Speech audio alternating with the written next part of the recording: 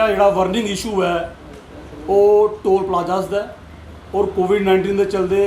सरकार ने जी बेरोजगारी की मार पहले दी थी और टोल प्लाजा की बुछार जी है और खास कर वो जम्मू खिते दी है। और मनकोटिया साहब सारे तुम जानते हो जोड़ा अपनी जी कार्यकाल रहा असैंबली भी लोग ऐसा गरजते रहे और हर दिन कोई ऐसा दिन नहीं होता जिस मनकोटिया साहब जम्मू की आवाज़ ही नहीं चुकते हैं। कोई भी इशू है अज मनकोटिया साहब सानू all party toll plaza action committee जी रली मिलिए काम करा करने उन्हें शाबाश देने भी आए थे सपोर्ट करने भी आए थे। अस मनकोटिया साहब का अपनी तरफों वेलकम करने मनकोटिया साहब थोड़े कन्नै अपनी गल जी सांझी करनगे। रोबिन शर्मा जी ने अज दे टॉपिक उपर जी जानकारी दी है। समनीक बसीन जी साढ़े काउंसलर ने उधमपुर तो भी साढ़े कन्नै आए दे साढ़े बाकी युवा साथी। तो इसलिए सब तो बर्निंग टॉपिक जोड़ा है साढ़ा डिस्ट्रिक्ट कठुआ का है तो पूरे जम्मू कश्मीर का, लेकिन एजिटेशन जी है कठुआ के अंदर स्टार्ट हुई दी है और असी इसी लगातार जोड़ा तुसें मैं तो खासकर प्रेस मीडिया के साथियों का शुक्रगुजार हाँ कि तुसें इसी इशू की पूरे तरीके कन्नै लोगों तक पहुँचाया अपने चैनल के माध्यम कन्नै। अस थोड़ा भी शुक्रिया करना चाहते और थोड़े चैनल के माध्यम तक जोड़ा ये खबर हर जगह पुजा दी असें भी देखी है और असें महसूस किया कि इस जोड़ा अंदोलन है इस साढ़ा जोड़ा है जोड़े अंदोलनकारी जिन्ने भी हैं जिहदे रोविन जी ने बाकी आल पार्टी के जिन्ने भी जोड़े मैंबर्स जोड़े बने दे या सपोर्टर न अस उन्हें शाबाशी दिन्ने कि उन्हें जोड़ा है एंट्री पॉइंट जोड़ा साढ़ा जम्मू कश्मीर का उत्थे जोड़ा टोल प्लाजे का इस तरीके कन्नै विरोध होया जोड़ा कि अजें तक कुतै भी नहीं होया। जिन्ने भी टोल प्लाजा लगे अखबार रेडियो टीवी जरूर होया लेकिन फिजिकली जोड़ा विरोध है पहली जगह होया। इस आस्ते इन्हें शाबाशी देना चाहते हैं और अस इन्हें यकीन तो विश्वास दिलाना चाहते हैं कि मसला तुस मत समझो कि सिर्फ ये कठुए का मसला है, ये मसला पूरे जम्मू कश्मीर का है और पूरे जम्मू कश्मीर की पब्लिक जी है इस मुद्दे थोड़ा कन्नै इस गले का पूरा यकीन तो विश्वास दिलाना चाहते हैं। अस केंद्र सरकार के भी आखना चाहते हैं कि टोल प्लाजा जोड़ा है ये जियां कि इत्थे इंदी पार्टी के जोड़े हैड ने उन्हें आख्या कि हम टोल उखाड़ के फेंकेंगे और अस आखना चाहते हैं कि जिसलै वो पार्टी अपोजिशन च ही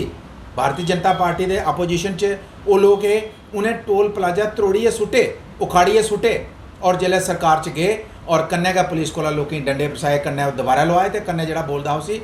डंडे भी चलाए और उन्हें जेलें भी बंद कराया। ये डबल स्टैंडर्ड जोड़ा है अस आखना चाहते हैं नेता की ये डबल स्टैंडर्ड जोड़ा पब्लिक का कुतै ना कुतै लीडरशिप के मुतलक जोड़ा है लीडरशिप का किसी भी पार्टी की वह भरोसा ये चुकवा करता है। तो इस वास्ते अस आखना चाहते हैं ये जोड़ा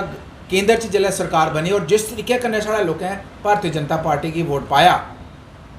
तो लोकें लगता कि हूँ जो साड़ियाँ जड़ियाँ 70 सालें दी जड़ियाँ मुश्किलात प्रॉब्लम्स न जड़ियाँ कश्मीरी लीडरशिप ने असी दबाया तो कुचलिया हूँ साड़ा वक्त आई आ कि हूँ साड़ी सुनवाई होनी है। लेकिन अगर अस गल करचे इंटरनेट की गल करचे एक साल पूरा एक साल होई आ जिसलै कि 6 महीने टोटल पूरे तरीके कन्नै इंटरनेट बंद और 6 महीने का 2G चला करता है। और उसके बाद अज टोल प्लाजा बेरोजगारी जियां रोबिन जी ने आख्या बेरोजगारी एक बड़ी समस्या फैक्ट्रियां बंद लोगों के डेली वेजर दी नौकरियां छुट्टियां कोई जड़ा प्राइवेट जड़ा कम धंधा है दुकाना बंद बिजनेस बंद है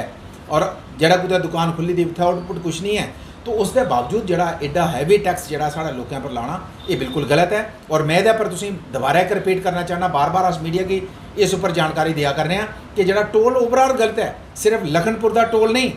नेशनल लैवल पर टोल गलत है। क्यों कि अगर तुम नैट पर सर्च करके 8% अस तेल पर पेट्रोल तो डीजल उपर सैस देने रोड इंफ्रास्ट्रक्चर बनाने का रोड जड़ा इंफ्रास्ट्रक्चर बनया ये पर पहले गै सरकार साढ़े को 8 रुपये प्रति लीटर साढ़े को टैक्स लै करती है। फिर अज जिसलै गड्डी लैने प्राइवेट गड्डी लैने या कमर्शियल लैने जिसलै RTO दफ्तर रजिस्टर कराने जाने उत्थे क्या आख्या जाता रोड टैक्स थोड़ा को लै गया और रोड टैक्स कुत्थे पहुँचाया 9% इनक्रीज़ किया है। तो पहला टैक्स सैस के रूप पर पेट्रोल डीजल पर दूआ RTO दफ्तर और तीजा टोल टैक्स एक गड्डी की एक रोड पर चलने के 3 टैक्स ये टोटल गैर कानूनी है टोटल गुंडा टैक्स है टोटल ये जजिया है। इसी किसी भी सूरत पर मैं देखना पूरे हिंदुस्तान की जनता की बाहर आना चाहिए सिर्फ लखनपुर वाले या कठुआ वाले कल्ले नहीं पूरी जनता की बाहर आना चाहिए उसका विरोध करना चाहिए। इस वास्ते अस केंद्र सरकार की आखना चाहते अपने फैसले की रिव्यू करो और साढ़े उपर जड़ा एक गड्डी की एक रोड पर चलने के जोड़े 3 टैक्स ला दे। चौथा भी है अनऑफिशियल जिसे तुस पुलिस टैक्स भी आख सकते जड़ा थोड़ा जड़ा ट्रैफिक पुलिस टैक्स भी आख सकने अनऑफिशियली। तो एक गड्डी की एक रोड पर चलने के 4 टैक्स बिल्कुल गलत है। तो मैं ये कन्नै आखना चाहना कि फौरी तौर पर साड़ी जी 4G की बहाली होनी चाहिए है। ये अगर केंद्र सरकार बहाना मारे कि इतने मिलिटेंसी है इतने सिक्योरिटी की प्रॉब्लम है अगर जिथे मिलिटेंसी है जिस डिस्ट्रिक्ट के अंदर है, अगर तुम्हें लगता कि कठुआ के अंदर मिलिटेंसी है तो करो बंद। अस बिल्कुल ਇਹਦਾ विरोध नहीं करके। अगर तुम्हें लगता कि उधमपुर या जम्मू के अंदर प्रॉब्लम है तो करो, लेकिन अगर तुम्हें लगता पिछले 20-30 साल का कोई वारदात कठुआ के अंदर, सांबा के अंदर, जम्मू के अंदर, उधमपुर के अंदर, रियासी के अंदर या डोडा पुंछ रजौरी के अंदर नहीं है तो फिर तुसें क्यों किया? इवन कश्मीर के किस जिले जिथे नहीं है पिछले 25-30 साल की कोई मिलिटेंसी रिलेटेड घटना नहीं हुई तो क्यों बंद करना है? जिथे है उत्थे सपोर्ट कराना है कि तुम बंद करो, लेकिन उसका मिलिटेंसी का और सिक्योरिटी रिलेटेड प्रॉब्लम का बहाना लइयै अज साढ़ा बच्चे जड़े ना नैशनल लैवल पर कंपीट कियां करन। जिसलै तुसें याद होना मेरे साथियों कि जिसलै पार्लीमेंट के अंदर साढ़े गृह मंत्री अमित शाह जी ने जिसलै पार्लीमेंट के अंदर स्पीच की, उन्हें आख्या 370 की हटा करना मैं इस आस्ते हटा कर रही साड़ी सरकार, क्योंकि एजुकेशनली साढ़े जड़े न जम्मू कश्मीर के बच्चे हिंदुस्तान को पिछड़े रही है, क्योंकि 370 एजुकेशन च नहीं वो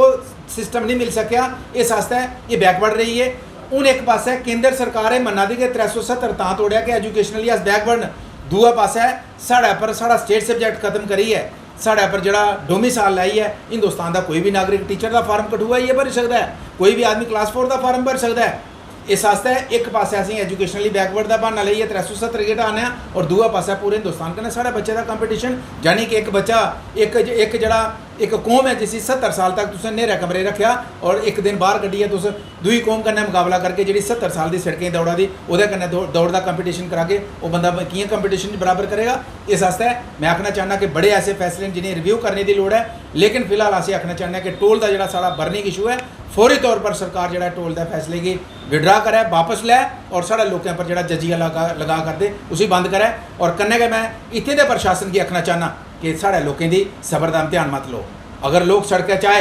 अपना प्रोटेस्ट किया, अपनी आवाज़ की चुकया और उनके पर अगर FIR लाई है, उनके पर पर्चे लाई है और वो पर्चे पोलिटिकल पर्चा हुआ असीं कोई इतराज़ नहीं, लेकिन अगर कोई लुट पाट का, कोई डकैती का, कोई अस इस तरीके के पर्चे लाइए साढ़े लीडरशिप की, साढ़े यूथ की क्रश करने की कोशिश की गई, इसी बिल्कुल बर्दाश्त नहीं किया जा। अस प्रशासन की आखना चाहते हैं जेडे भी पर्चे इस तरीके के लाए देन साढ़े लोगों को शुरुआत नहीं होती है,